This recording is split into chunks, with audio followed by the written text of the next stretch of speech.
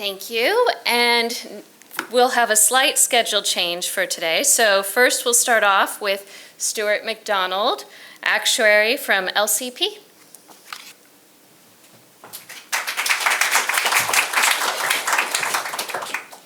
Thank you, Laura, and thank you, Baroness Cash, for starting us off with an uplifting start to the day. I'm Stuart McDonald. I am a partner at LCP.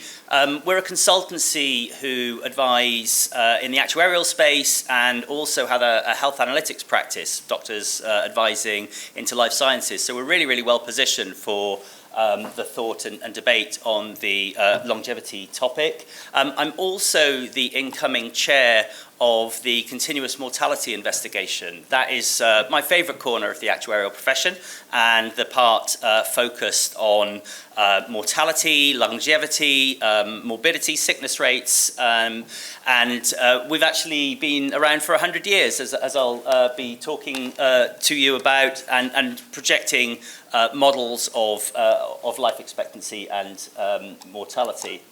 I'm going to give a talk called The Actuary's Perspective. I'm going to talk you through some of the statistics. So the thing that unites us in this room, I think, is our awareness of longevity and the sort of big macro trends towards longer, healthier lives. But actually, I'm going to zoom in a bit on the recent years. I'm going to talk about what's been going on with mortality over the last decade. I'm going to talk then about some of the challenges that we're facing and some of the opportunities. So essentially, how an actuary will think about longevity and life expectancy. So the sort of short, medium, and longer term drivers of changes to mortality rates and thus life expectancy. And I'll finish with how we bring all that together as actuaries to try and do the difficult business of projecting mortality, forecasting life expectancy. So let's start with current mortality. So this is a chart from the continuous mortality investigation. Hopefully you're able to read it. There's quite a lot going on. Essentially it's looking at mortality rates since 2015, age standardized as they developed through the year. Now, when we first started producing these charts, you'd get a nice, neat fan shape where the oldest year was at the top and the newest year was at the bottom, because you had essentially gradual improvements in mortality. Since around 2010 and over this period, things have been a bit of a mess. So the macro trend of improving mortality has slowed right down. There's been a lot more volatility, the ultimate example of which being a global pandemic. But actually now, interestingly, if we look at the last 2 years, so the bottom solid yellow line is 2024. That's the last complete line. And we had the lowest mortality rates that we've seen in this country. Now, that is a sort of glass half full, glass half empty statement. So mortality should improve every year. Life expectancy should improve. You know, we don't celebrate highest stock market level ever. But we haven't seen any improvement for 5 years. So the fact that we are now a smidge better than 2019 in 2024 means that we have seen our first bit of mortality improvement. But 5 years with almost no mortality improvement. That would be my glass half empty take. The last time we saw 5 years with no mortality improvement was the early 1970s. This isn't something that happens often. And then the black line is 2025. So actually, year to date, we are on track for record low mortality. I say that cautiously because watch the current flu season, which has just kicked off 3 months earlier than it normally does, and looks like it's not going to be a nice one if we look at experience from around the world. So I'm expecting the health service to come under a lot of pressure in November, December that's normally reserved for January. So that black line won't necessarily continue its nice, neat downward projection. I'm going to dive now into what's going on by age group, because this really matters. It matters to us all as individuals. It matters for forecasts of life expectancy. Now, this is a simpler chart. It's just showing you, each dot is essentially the mortality rate in a particular year since 2012. I've just plotted a simple straight line linear trend. This is what was going on in terms of annual improvement year on year before the pandemic. I've highlighted the since the onset of the pandemic years in pink, so that they stand out a bit more, and 2025, the dot is the first 9 months of 2025. So actually for pensioners, things aren't so bad. We had some really bad years, obviously. You can see just how extraordinarily high mortality was in 2020 and 2021. But in 2024 and 2025, we're back on that kind of simple linear trend of improvement. So it doesn't seem like a particularly concerning picture.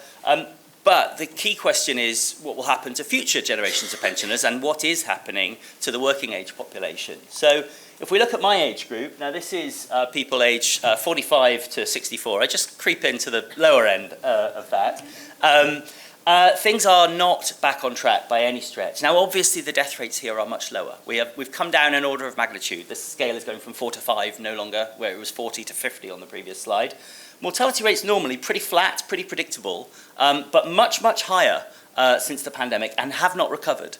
So there is still clearly an ongoing issue. Death rates today, 2024, 2025, similar to where they were in 2012, 2013. So it's clear that there is an ongoing challenge. And now the perhaps more shocking slide.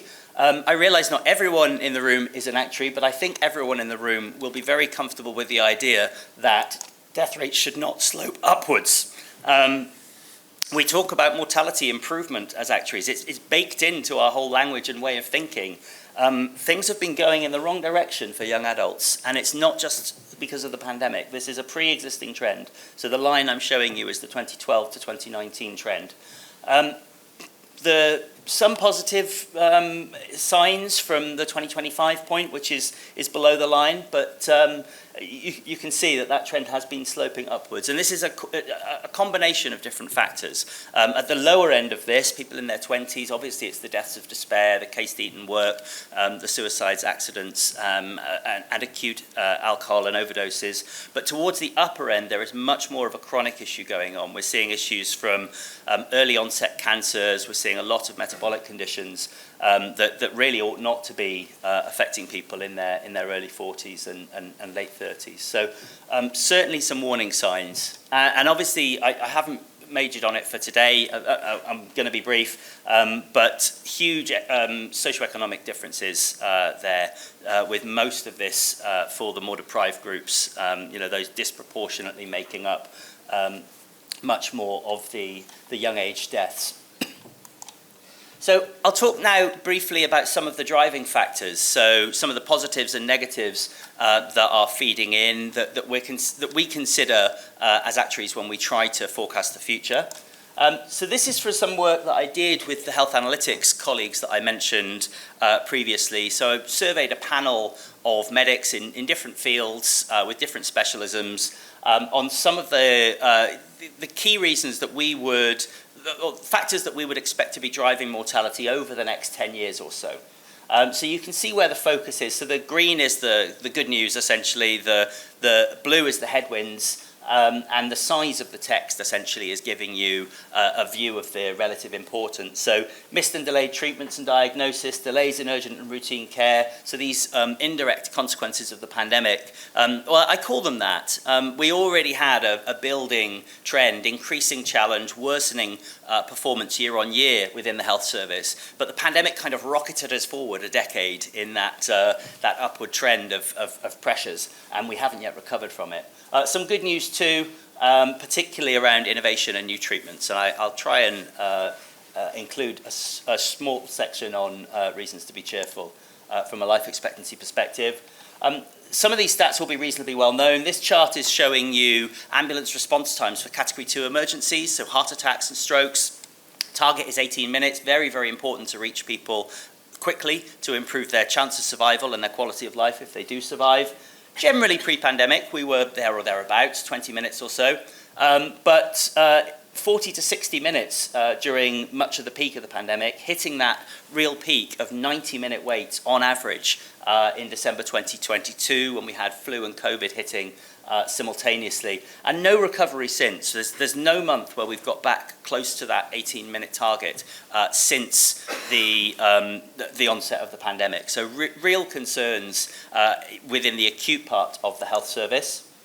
There's other stats as well, like A&E waiting times I could show you, but I'll be brief. If we look more at the chronic side, this is cancer treatment time. So to get to treatment within, it used to be 2 months, it's now 62 days because somebody figured out that they kept missing the target in February, and there was a nice way to massage the statistics. So, but you can see generally until about 2013-14, hitting that target, drifting off course year on year subsequently, slight improvement since the measure was changed, but also a genuine bit of improvement, I would say, over the last 2 years. But it's really slow progress. Projecting that forward, it feels like it's going to be a long time before the health service is back on target with treatment of cancer.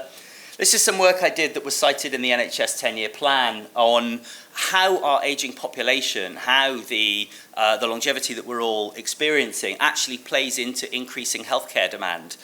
Essentially, if current trends continue, by 2034-35, we'll be spending almost as much every year as we were spending at the peak of the pandemic on healthcare. This is government-funded healthcare.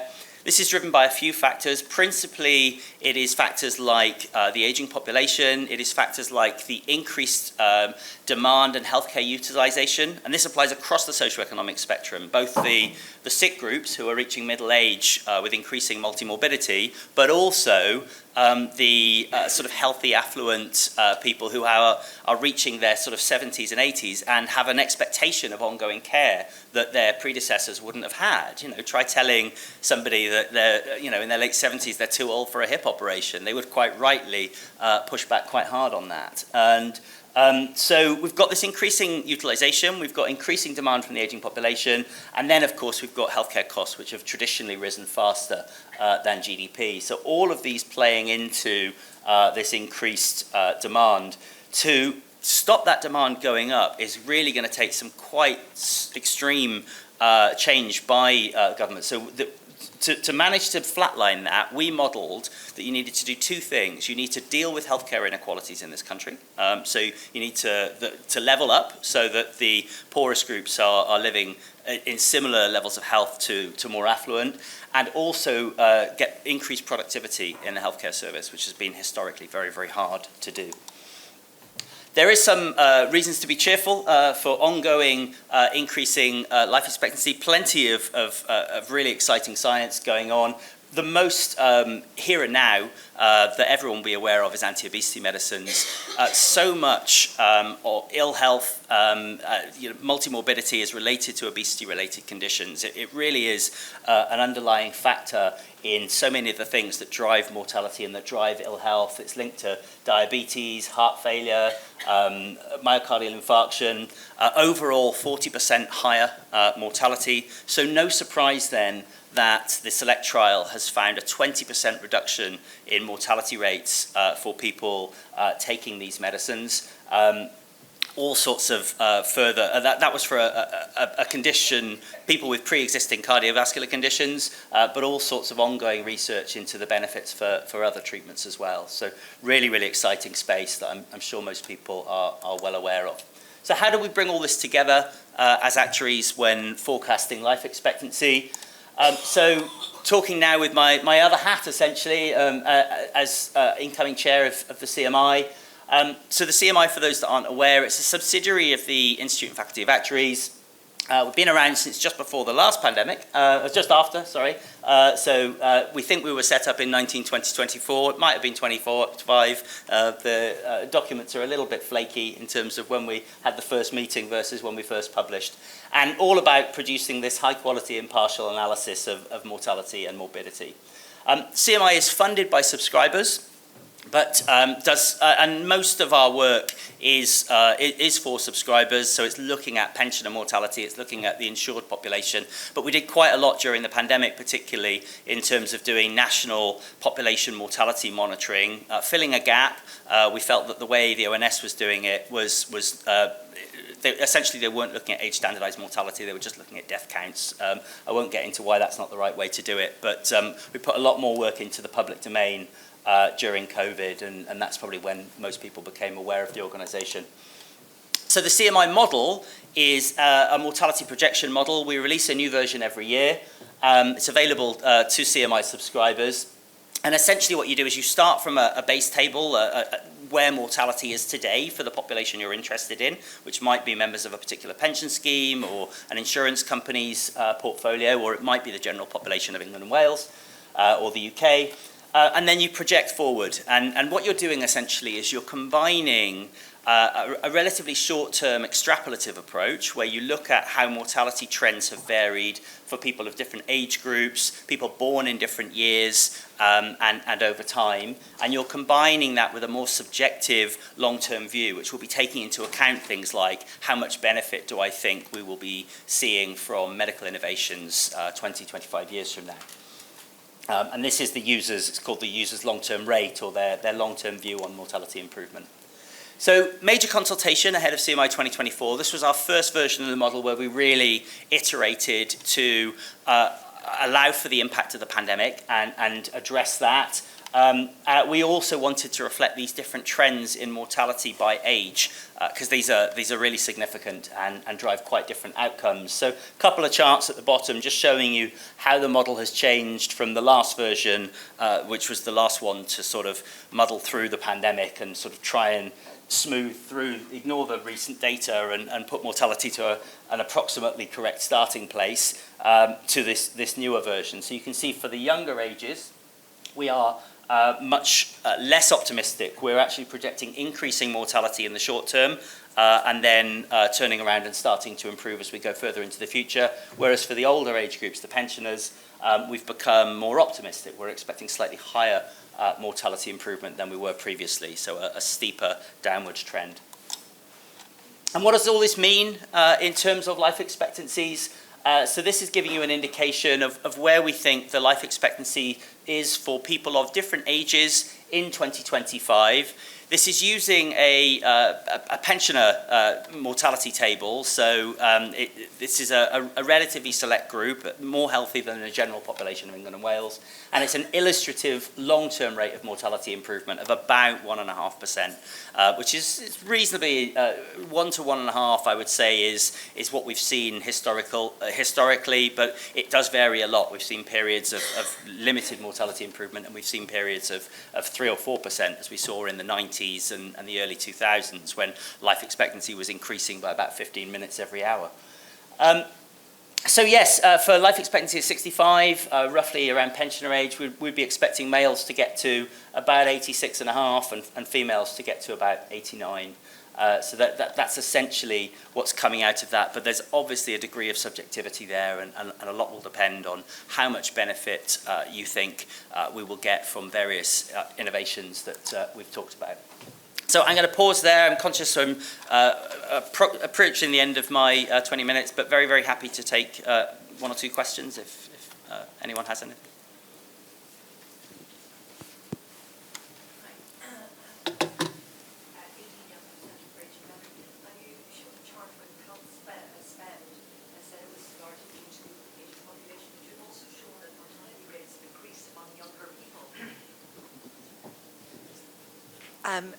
Shall I start? Can you hear me? Shall I can start hear. again? Yeah. Okay. So you showed the health spending and said that it was in a large part attributable to the aging population, but you also showed increasing mortality rates in younger people. Have you got a breakdown of the proportion of spend that's attributable to different age groups? I don't have it memorised. The work that comes from certainly does. The spend it varies hugely over the life course, as you would expect. Most of the spend is on people later in life. So there's very, very limited spend on people in their 20s and 30s, slightly higher for women, obviously, all the issues around maternity.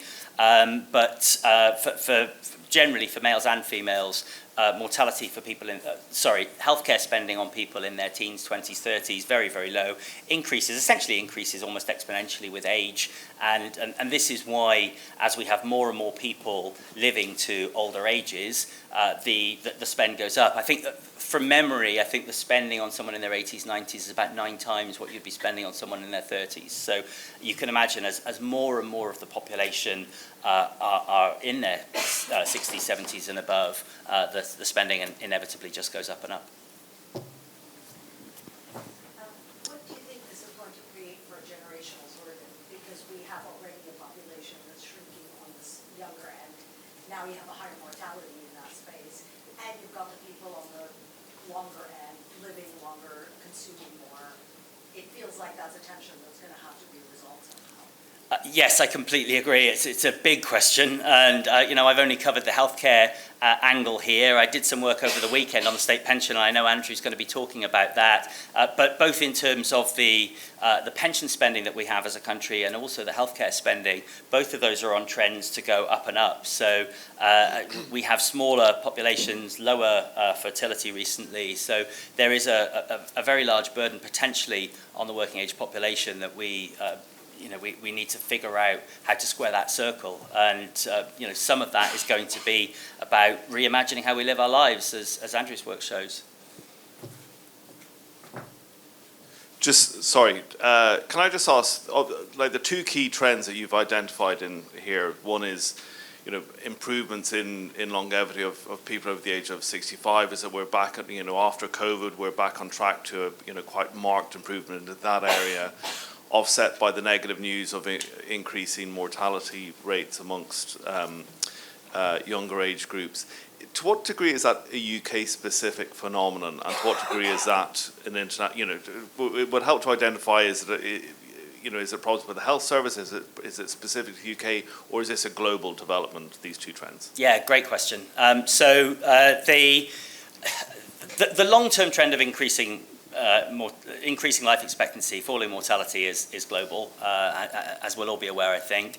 The slowdown in mortality improvement is largely, it is international, but it's not everywhere. So some countries have continued to eke out improvements. Anglosphere countries particularly, so the UK, Canada, North America, Australia, have seen more pronounced slowdown in mortality. The increasing mortality rates for younger ages and more deprived groups, it's really a UK and USA phenomenon. So the US has it worse than us. And, so these are really, we do stand out, I would say, from global peers.